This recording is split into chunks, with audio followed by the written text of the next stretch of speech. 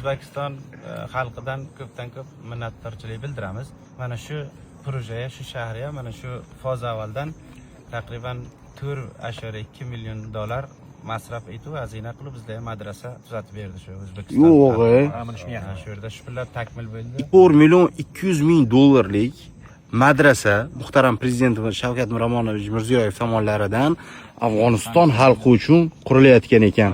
Bu juda katta faxr.